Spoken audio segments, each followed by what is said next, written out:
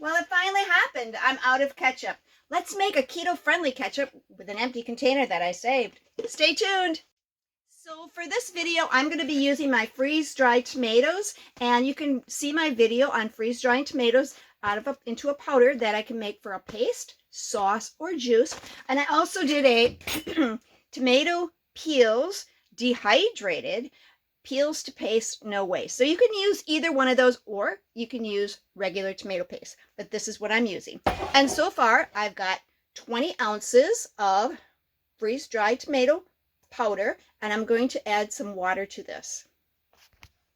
So I'm just going to begin by adding some water to my powder and just get it to a consistency that I want for a paste. And since I haven't really made this before, it's going to be a little bit of a trial and error, and that's okay. And you can see how creamy it looks already. And when I opened up the bag, oh my gosh, the smell of tomato is just incredible.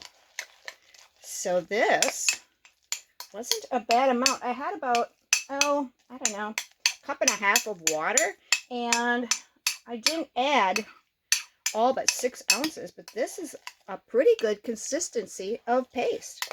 Make sure that all gets incorporated because there's a little bit of powder in the bottom there. And if this isn't exactly 20 ounces, I am going to add some more powder to make this 20 ounces. Because my container that I'm going to be using is a 20-ounce container. It's an empty container. I just want to be able to fill it and have enough on hand. All right, I've got 20 ounces of paste, and you can see it's paste. It ain't coming out. So I got a good consistency. Next, we're going to add half of a cup of apple cider vinegar right to our tomato paste. And I got about a half of a teaspoon of ground mustard, half of a teaspoon of paprika, half of a teaspoon of Redmond's coarse salt. And I've got some freeze-dried onion powders from onions. So I've got 3/4 of a teaspoon of onion powder. Now I could add more seasonings to this if I'm not happy with the flavor, and that'll just kind of judge when I'm done cooking. And this is 3/4 of a teaspoon of garlic powder. And I'm just going to mix that all in. Get it good and mixed. And from there, we're going to put it inside a saucepan on the stove, and we're going to cook it, turn it on, get it boiling, and then turn it down, and we're going to let it thicken up. It's already nice and thick. You can see that. So we're just going to put it on the stove. I'm going to cook it down a bit, and then I'm going to take the immersion blender to it because it looks a little grainy, I guess you could call it. I'm going to use the immersion blender, and we're going to make this nice and smooth and get it into our empty container. Let's give it a try on the stove. Oh my, I left out an ingredient. So I'm going to take about a half of a cup of Swerve brown sugar. Now this has, what does this have in it? Erythritol, allulose, and we're just going to put that in. Instead of using a sugar like a cane sugar or a processed sugar, we're going to add this. And you know, a lot of your ketchups contain a lot of sugar. You can get different degrees of sugar in there, and a lot of them have high fructose corn syrup. Just doesn't sound good to me. So we're going to get this mixed in, and I am going to add a little bit more water. And then we'll get it on the stove. All right, we've got it in our pan. I'm going to add a little bit of water. You know, because this was freeze-dried and already dry, I probably didn't need to add so much liquid to it, but we're going to give it a try and put it on the stove. I probably could have just blended it at that point. So I'm just going to mix this up a little bit more, get it on the stove, get it going, and see what happens. You're on this journey with me. This should be a very flavorful ketchup. Let's give it a taste now. Pretty darn yummy. We'll get that cooking down. Be sure to give it a stir. You don't want it to burn.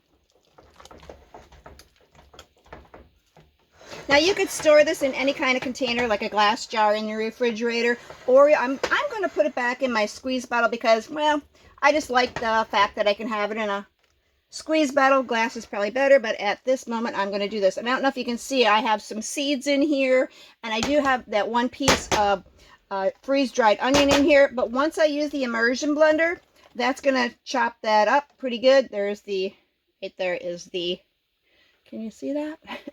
There's some of the onion. Anyways, that's all gonna get blended in really well. And I tell you, it smells really good. Can't wait to give this a taste. All right, you can see that I've removed it from the stove. I've got my immersion blender, and I'm gonna give you a little close-up as to what it looks like now. And you can see it's rather thick. I don't know, maybe grainy. Let's see what happens when we use the immersion blender.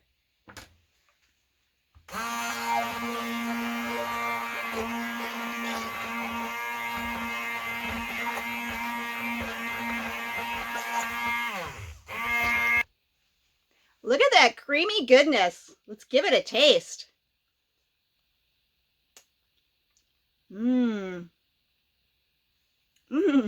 It's so flavorful. And you don't have to add all the spices that I added. Add what you want, but this is really flavorful. I think you're going to love it. Let's get it into that tiny little bottle. Is it even possible? I don't know. Let's give it a try. It's dropping in there rather nice. What's that song? Drop it like it's hot. And just so you know, you don't have to do keto. You just know that you can make your own ketchup, even if you wanted to add regular sugar to it. You do you, but I just know that it's healthier for me. So like I say, add whatever spices you want, whatever you like, and make it yours, and you got it there. And then you know how to make something in case, you know, something happens. Well, would you look at that? I got about 20 ounces in here, and my other container, I got about 5. So out of 20 ounces of tomato powder paste, I got 25 ounces of homemade, good for me ketchup. And yes, someday I'll remove these labels and it won't be sticky on the bottle, but right now that's the way it's going to be. So I hope you enjoyed the recipe. Give it a try. Learn new things. Make your life exciting.